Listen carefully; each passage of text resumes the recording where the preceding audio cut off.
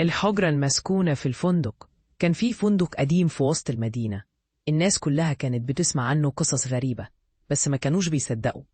الفندق ده كان مشهور إنه مش بيقعد فيه حد كتير، اللي بيدخل بيقعد يومين أو 3 وبعدين يختفي.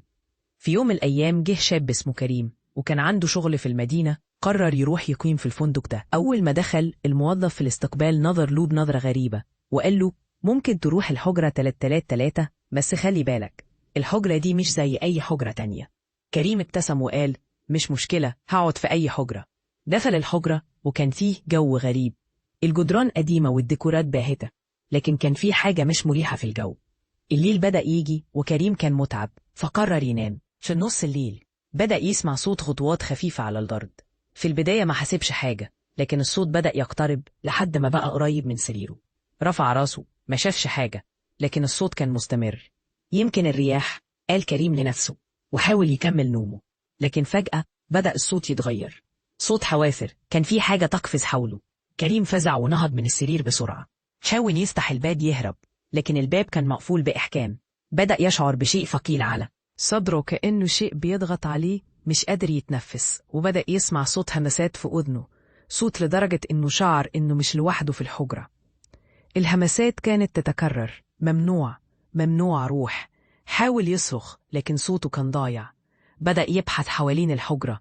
لقى صورة قديمة على الحائط لرجل عابس، كان شايفه وهو بيبص عليه بطريقة غريبة، لدرجة إنه حس إن العيون بتراقب تحركاته. بدأ يركض حوالين الغرفة. لقى باب صغير في الحيطة، فتحه ولقى سلم ينزل لأسفل. نزل على السلم، لكنه كل ما نزل أكتر بدأ يشعر بحرارة شديدة. الصوت كان بيزيد، الهمسات كانت أقوى، لحد ما وصل لغرفة صغيرة تحت الأرض. وكان فيش حاجات غريبة على الأرض، زي رماد قديم وأغراض بالية. في النص لقى تابوت صغير مغطى بالتراب وعليه علامة غريبة. رجع لورا بخوف، لكن السلم اختفى فجأة. اختفى السلم والباب، مكانهم بقى جدار صلب. كريم بدأ يصرخ وحاول يكسر الجدار بأيديه، لكن بلا فايدة. الهمسات كانت بتزداد وسماع صوت الأقدام كان أقوى. حاول يخرج من الحجرة بأي طريقة، لحد ما حس بحاجة كبيرة قفزت فوقه وضغطت على صدره، لدرجة إنه شعر إنه خلاص هيموت. وفجأة لقى نفسه في الحجرة تاني. الباب اتفتح أمامه. بسرعة خرج من الفندق، وكل ما خرج كان الصوت يتلاشى.